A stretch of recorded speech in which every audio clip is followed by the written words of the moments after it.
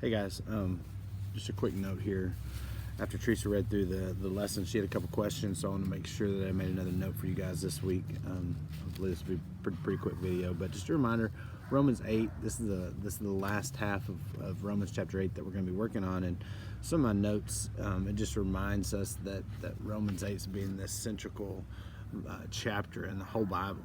Romans itself being one, but Romans 8 really being one because it tells us so much of who we are in Jesus. Once we have a relationship with Him, this new life that we have, this present and future implications that we're undergoing because of the gospel, the suffering we're going to get into a little bit today, and then how God's love brings all things in our life for a reason.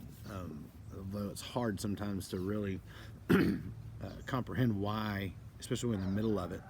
But excuse me, as you get to the very, very end of the chapter, it reminds us that nothing can separate us from the love of Christ. And one thing we don't hit in the lesson that that you can take with you to your lesson time is when he says nothing can separate us. He lists out all these things, but it also includes us. That there's nothing that I could ever do that could ever separate me from the love of Christ. Hang on a second. Mabel! She doesn't like the neighbor dog for some reason. Anyway, the sheet, when you go to the Connect, I'll just buzz through the questions real quick. Just want to kind of lay an outline. And on the back of the sheet, if you've printed it off or if you picked it up from on Wednesday night, you'll see these are just simply study notes from they're just study notes from the NIV Study Bible. I just clipped and pasted stuff this week from that, just kind of give you all different options and things, some explanations on some verses. But when you think about suffering, what do you think about? It could be anything. It could be divorce. It could be a real life situation. It could be a sickness. Because remember, you're just really connecting to the students. You're trying to get them to connect to each other. When you think of what's the greatest physical suffering you've ever had to endure, could be someone that had surgery, or it could be having to study or write a paper, or who knows what they're going to come up with. But these are kind of the directions that probably we're going. Have you ever faced an emotional suffering? And which was more difficult, the emotional or physical? The emotional sufferings are going to be like the parents getting divorced or someone dying, those types of things.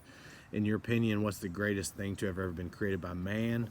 The purpose of this question being there, it connects later on in the lesson where Paul talks about the suffering of creation because of sin. So what's your opinion of the greatest thing ever been created by man? Maybe it's a certain kind of jet or a building somewhere. But then what about creation in God's creation, the natural world? Maybe it's a certain animal, maybe it's the brain, maybe just whatever it might be. So this is where you jump into the explore part of the Bible, and I've got my Bible phone, so you see me all looking off to the side. That's what I'm going to look at. But what are some examples of suffering in this present time?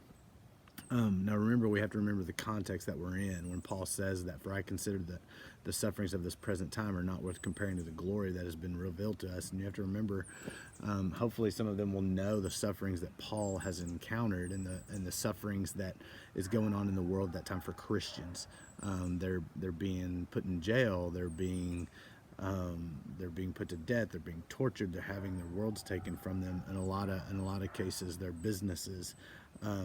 And what's Paul saying on how they compare with eternity? He's like, it doesn't matter. Like all this stuff, you can't hold a candle to it. Have you ever considered the curse of sin on the whole world, not just man? Verses 19 through 20 is that a lot of times people when we think of the curse of Adam and Eve eating the fruit in the garden, is that the curse came upon man, but it came upon the whole world. And so a lot of times we don't think about how all of creation, verse 19, for creation waits with eager longing to reveal, and then it talks in here about creation is groaning to proclaim the glory of God. And so this is a thing to remember, that the sin did not just put a curse on us because of that, but it also put the curse on the whole world. The creation was meant to be perfect, no thorns, mosquitoes, who knows, but plants that don't produce fruit, those types of things.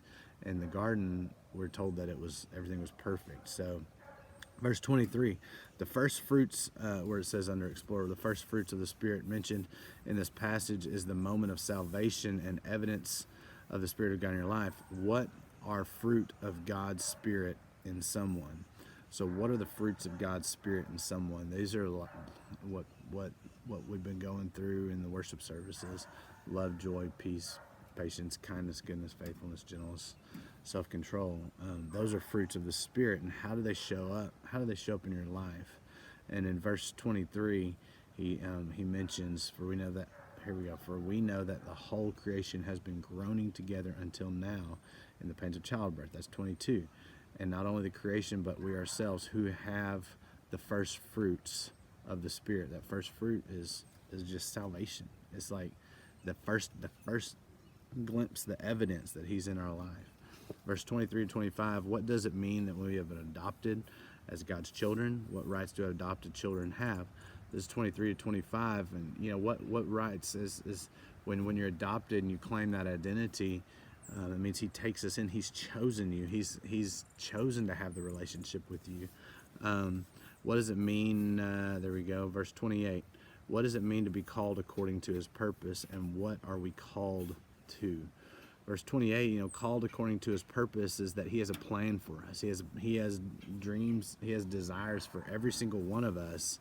And how does everything work together for the good? Reiterate that passage. And then how could verse 28 be misinterpreted? We've all heard that verse stopped at that comma, and we know that all things work out to the good. All things that God does work out for the good. It's like, well, but there's more to that are called according to his purposes. So you feel free to talk about that, about how sometimes we do things in our own way, and